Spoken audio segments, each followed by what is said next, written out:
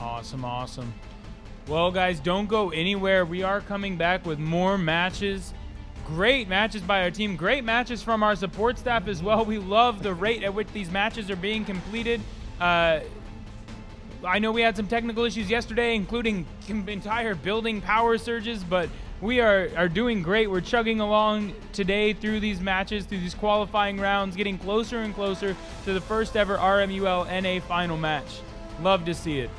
Yeah, as these are the kind of qualifying like round robin type rounds where teams try to get as many points as they can. We will be having the semifinals and finals tomorrow, so please look forward to that and tune in if you are interested in seeing the finals for the NA RoboMasters League. We have both teams actually coming in. I believe that's you, Washington, and I'm not sure what the other team is. Maybe I could get Ref here to let me know what that other team is. But they're setting up here, and they are coming outside the arena here to set up their robots for this next match. There is no break and no delay. We're just going straight into it. That's right. So on the left, on the blue side, we do have UW, and on the red side, we have PSU and our independent Mexico City team, Triple Charlie. So love to see all of these teams. I know I'm butchering their poor team. I tried to get them to teach me how to say it, and then I went to sleep, and everything went out of my head. But we are diving straight into the next match. Very excited to watch these two teams compete again. We've seen some great things from the University of Washington already today. We've seen some really impressive things from our other two teams. And we've got a question coming in from the chat. How does RoboMasters differ from other robotics competitions? That's a great question. One of the biggest differences is the number of robots. So in most robotics competitions that I've heard of, I've watched, I've competed in, the teams are each building a robot. And that robot might be super multifunctional and very complex, but they're building one. And they field it, and it comes out and competes against one other robot. And they do their thing, and it's over. Those competitions are usually also line of sight. RoboMasters, this is the small version, and even in the small version of the University League version of RoboMasters, we're in a 3v3 configuration. There's so much more that needs to go into that design. Not only do you need to optimize your robot, but you need to optimize a team's strategy and then pick your design based on what different parts of the strategy each of your robots needs to fulfill. And that is a huge difference. In addition, like I mentioned, these robots are driven first-person view. We've got some autonomous robots in the full 7v7. When we return to those international finals, there's flying robots, there's dart launching robots. Just the variety and the number of robots puts this far and above most any other robotics competition in the world. There is the popular, I believe, BattleBots competition, which I know is referenced a little bit around North America. And that, in that competition, that robotics competition, you design robots that will try to destroy the other robots. And obviously, in this North America RoboMasters competition, we have robots that just launch pellet balls at each other and golf balls at each other. And we have this really cool electronic HUD system where each robot has like health, like in a video game, and there's bases that have health and things like that. To me, that's one of the really cool things about this robotics competition that makes it so different, that you got that electronic video game aspect of it too. That's right. Absolutely love it. It really does play like an esport. It's highly entertaining, and it's a cool mix, right? It's 2021, folks. Esports, they're on like ESPN Plus and stuff now. They've got the recognition that a lot of us have been waiting for them to get. They've got dedicated arenas in big cities. We've got one here in Texas and Dallas. It's very interesting, and I think RoboMasters is the future. If you've watched movies like Real Steel and such, predicting that fate, I think this is it. I think this is the beginning of the next phase, where older generations joined together and had those great opportunities watching in-person sports together, and then our generation has watched a lot of esports together. I hope that future generations feel like RoboMasters types competitions are the norm, where it has an in-person physical aspect, where the teams put forward their blood, sweat, and tears and their best minds and their best effort into building something or creating something. And then those robots compete in these crazy esport competitions. And it really just is this excellent mix, as you can see our two teams getting ready on the field. Yeah, the growth of RoboMasters has been it's been growing at an alarming rate, at a phenomenal rate. And, you know, this is our first year of the NA competitions, and we already have 7 entire teams here. And we just hope that that number will grow as the number of universities get interested in it. There's such a big in-person aspect, as Preston said, where you're here, you really get to see everything, all the lovely in-person audience members getting to see all this action up front here. And RoboMaster's NA is only something that will grow over time, we hope.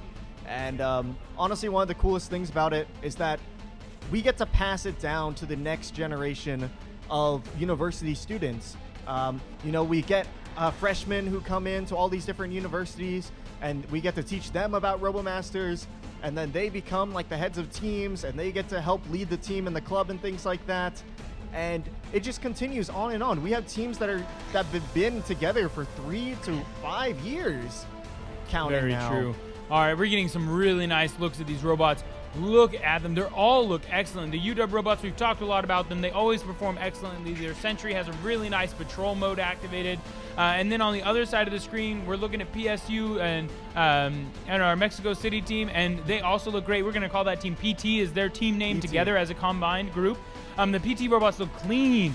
For first-year teams, they look extremely good. I'm excited to see those standards come out and put out the necessary fire rate to be competitive against one of these super well-established teams like the University of Washington. They do not have a Sentry, unfortunately, but if they have invested all their time and resources into building those standards, you know, they could really pull something out here. You know, we have seen teams that have not fielded a Sentry to be able to do a lot of good work out here. That's true. I mean, we just watched, who was it? Against Texas A&M, we just watched the Flying Buffs put on a display of how to fight against a 3-man team with a 2-man team, and they made it extremely close during the matches. So hopefully PT has watched that and is ready, as we do have word from our refs. As you can see on your screen, that referee system is fully initialized, and we'll be diving straight into the match. Here we Let's go. Both teams rushing out the gate here. UW taking control and going into looking at that center buff here as PT comes around here the corner as they see opening shots here coming out from UW. Pretty cautiously open from both teams. UW being a little bit more aggressive now and pushing up, doing some early damage onto standard 3 from the red team. I love this offensive defensive strategy here where PT's standard 4 is just sitting behind the base looking to deal with any attackers that come nearby. Wow! The hero from UW was able to land a golf ball onto PT's standard 3. Those golf balls will do the entire one-shot damage needed to take out a standard at level 1. Absolutely incredible job from the driver of that hero on UW's side. Some really impressive damage coming across from PT as well. Both of their standards unleashing a volley of projectile fire, defending the base very well, and dealing some early damage onto that spin to win UW standard. Let's go, Brad! Standard 3 just fell and is now revived. And now I believe there's one death occurring as well here. Standard 4 doing his best to hide around that corner of the base in order to deal as much damage as these attackers while trying to repel them as best as he can here.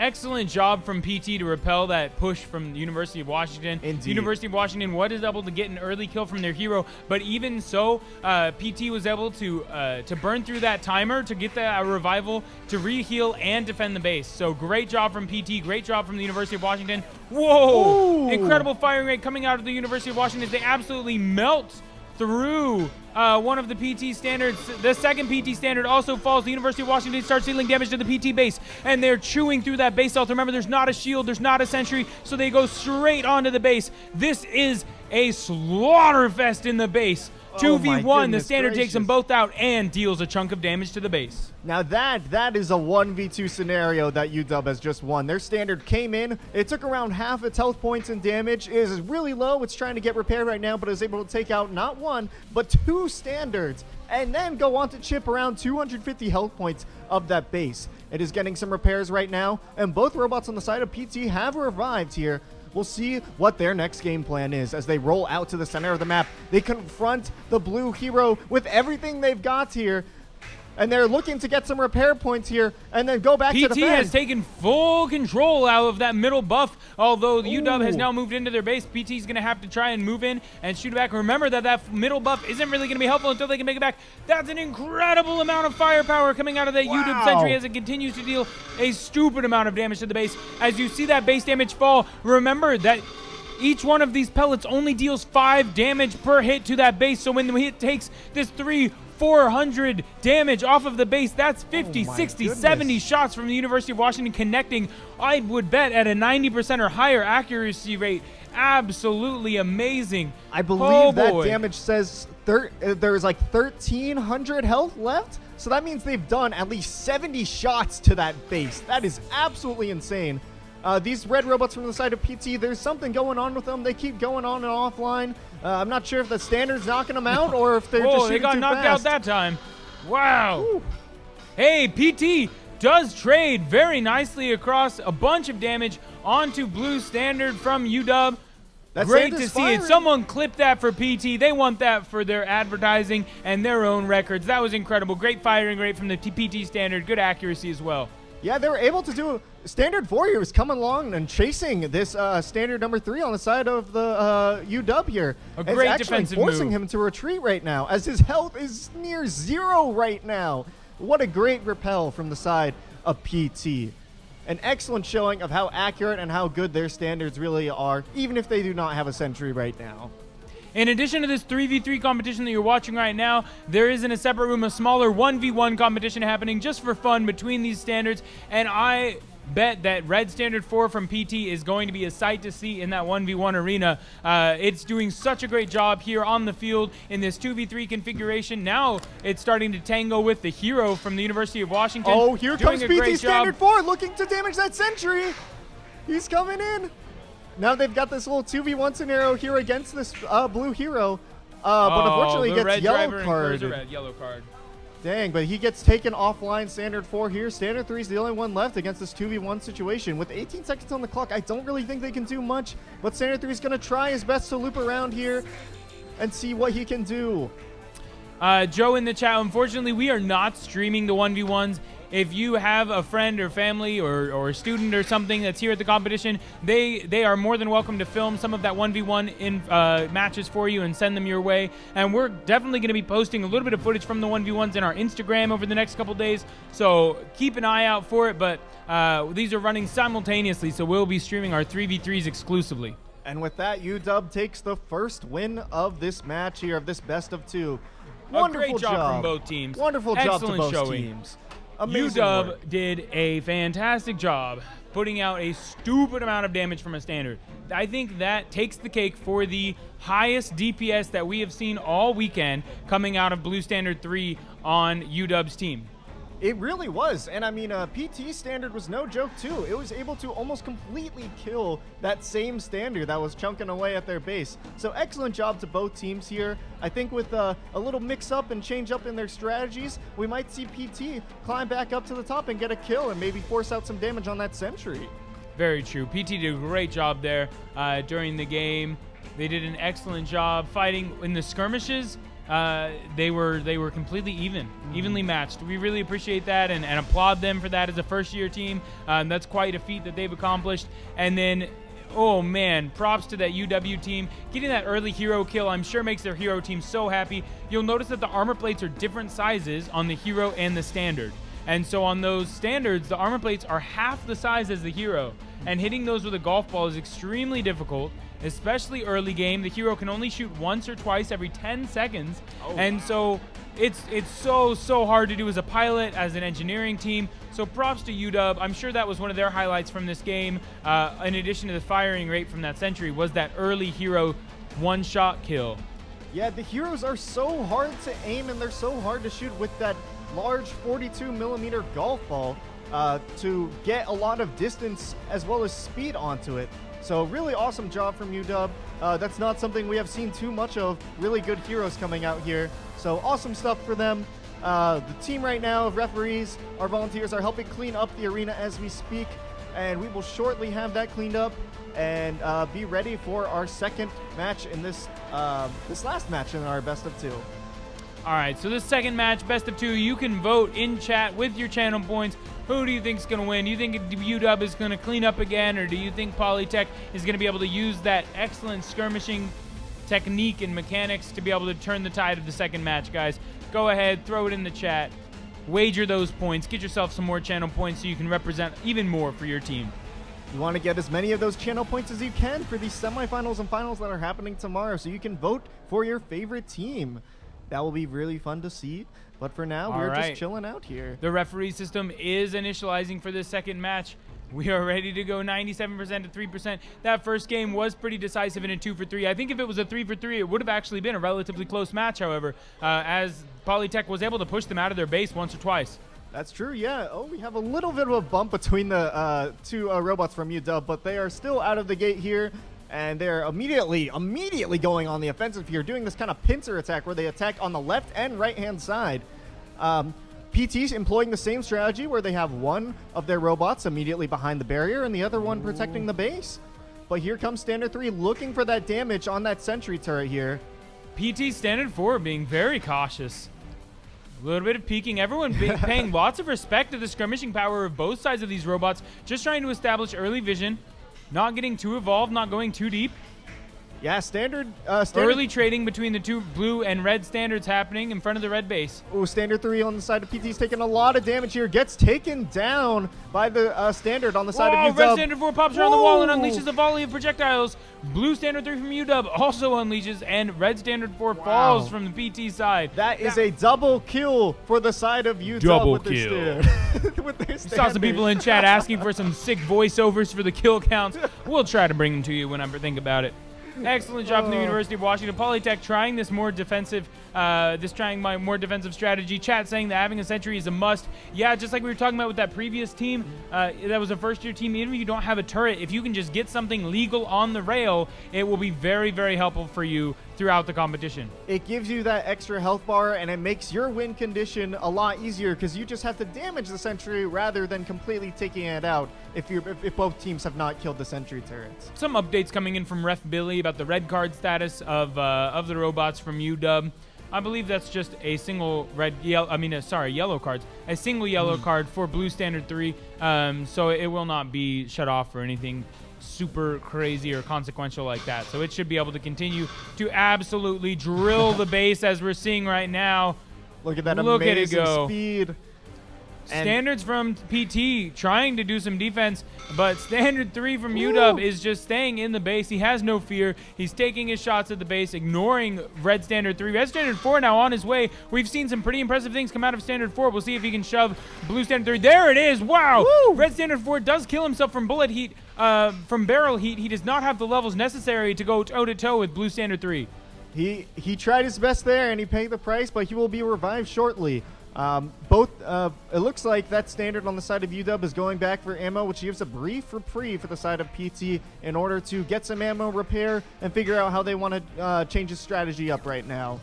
It looks like Standard 4 on the side of PT is having some shooting issues right now because it has just killed itself again with shooting damage. It is tough to make sure in the software that you've monitored and you have accounted for the different level up mechanics. Otherwise, your barrel is going to overheat. You're going to go over chassis power at level 1 if you're running those level 3 values. Very difficult challenge that a lot of our teams have had to overcome in the last couple months. Yeah, like you said, Preston, it's really difficult to fine-tune all of those numbers there. If a ball comes out too fast over that 15 meters per second limit, you're getting flagged, and you'll take some self-damage there. So these teams got to be extra careful when they do that. But right now, both these teams playing super defensively. 1 minute and 30 seconds left on the clock. It looks like Standard 3 has wrapped around on the right side and is taking lots of shots. Wow! Kill Standard 4 in his own repair zone. RoboMaster NA and our international people viewing the stream, I hope you're taking note of the firepower coming out of this UW standard. Get ready for it next year in those international qualifying rounds. Standard 3 on the side of UW takes no prisoners. It has gotten multiple kills. It has done tons of base damage. It is an absolute menace to be feared. Blue Standard 3 is legendary. We see all of the robots for UW going into, I believe, the left side of the map here. And here comes standard number 3. Blue Standard 3, Red Standard 3, meeting in front of the red base. This confrontation. Blue Standard 3 ignoring Red Standard 3 and deciding to just take shots at the base. Dealing a very significant amount of damage. Again, the base has 2,000 health points. Really, the base is designed to take most of his damage from the hero. Each standard pellet only doing 5 damage. Obviously, going to take an insane amount of rounds to take that base down without using the hero. Not really sure why the hero from the University of Washington is not firing at the base. Makes me wonder if they're having some issue getting the pitch high enough from that hero to aim all the way up at a base. It is functional. They did get a kill last game with that very same hero. Yeah, that's a really important to note as, you know, for these later matches, if teams might be able to identify that as a weakness. But awesome job to both these teams. Let's give a round of applause to all these awesome teams, PT and UW. Well done, everybody, for putting on some awesome matches today. Excellent, excellent, excellent. What a great match between UW and PT. A great showing from each of those. We have a special treat for you guys. We've got a guest visitor for our commentating booth from NYU and Polytech who's here to talk to you a little bit for just a few minutes while we switch from this to the next match. Angel, do you want to talk to him or do you want me to talk? You can talk to him. All right, come on in, buddy. What's your name? All right, hi. Yes. Yeah, talk good? very close. Hi guys, my name is Chu Wei, or most of my friends call me Chewy. I am currently the team captain for this joint team of New York University and Polytechnic Montreal. All right, chat, throw us your questions. We have Chewy for just a few minutes, and thank you so much for joining us. I know I've got questions. You are a pioneer in the RoboMasters community. You are a member of one of the first teams ever in all of international RoboMasters to have a combined conglomerate first-year team. I believe the Japanese team that competes in RMUC is a combined team of multiple schools, but not multiple teams. That's very different. So talk to us a little bit about what that's been like for you, maybe some of the difficulties of having that remote teamwork, but also the benefits, right? What made you decide to team up with another team rather than trying to do that challenging first year by yourself? Gotcha. Yeah, it certainly have been a fun ride. So what we have been doing is that you know, as new teams, we are a little bit more inexperienced, a little bit slower on the robot building side. But then when we are approaching this competition, we have really only produced 2 robots. But at that point, our friends at Polytechnic Montreal reached out to us. There's Team Polystar. They reached out to us, and unfortunately, due to travel restrictions, they couldn't really make it here. But, well, they still worked the full year on their robots, and they're really eager to see how their robot perform in our match. So, yeah, they decided to send their robot to us, and we are competing in spirit for them and for us, too. Very cool to see that you guys have teamed up with Polytech. We'd love to see it. NYU, Canada, working together on this team. Chat wants to know, how long did you have to work on this 3v3 prep, right? As a first-year team, it takes a little bit to get your team off the ground, right? To get it established, right. To start getting members, to do recruiting, to get funding. So how many months have you actually been working on robots? Oh, so that's quite a great question, because the RoboMaster season typically spans a whole school year. However, especially for new teams, we spend quite a large amount of time, maybe we can even say an entire semester, just to educate our new members. Because as you know, this is quite a new competition format in the US, and a lot of people are not really quite familiar with it. So yeah, we spend basically the first semester building up our team knowledge, maybe understanding what DJI have sent to us. And then after we absorb this knowledge, we spend the majority of our second semester, which is you know, the most recent semester, building a standard and a sentry.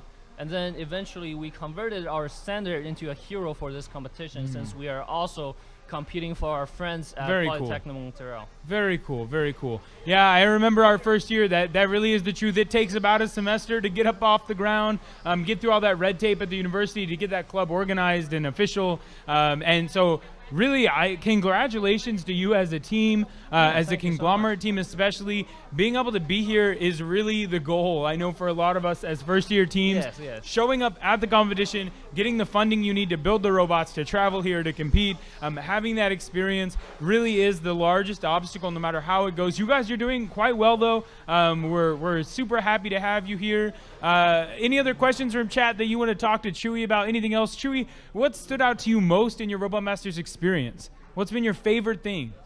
Oh, the favorite thing is definitely working together with your teammates. Well, I've been to, and I have been a part of high school competition for quite a while, but I've never really seen anything as intense as RoboMaster. And yeah, obviously working with currently a small group of teammates through this, well, I guess high density and high intensity workload have been really fun. And yeah, I really hope this could help us apply the knowledge we learned in the classroom to some real life skills, and we can also spread this knowledge of robotics and maybe a little bit of projectile love to more freshmen and other interesting members of our school and the community around us. Hey, for sure. Hey, yeah, if you're a member of NYU, maybe you're tuning in, you heard that your school is competing in something today. Your school's doing great. Hop in on this team. Give them some love. Give them some support. It does take members of every discipline of engineering and as well as our business majors and assorted other majors to make this team work. It is such a huge feat. So, Chewy, thank you so much for joining us. We're going to take a quick look at the statistics from our last game. If we want to throw those up onto the match from the University of Washington, who were the victors.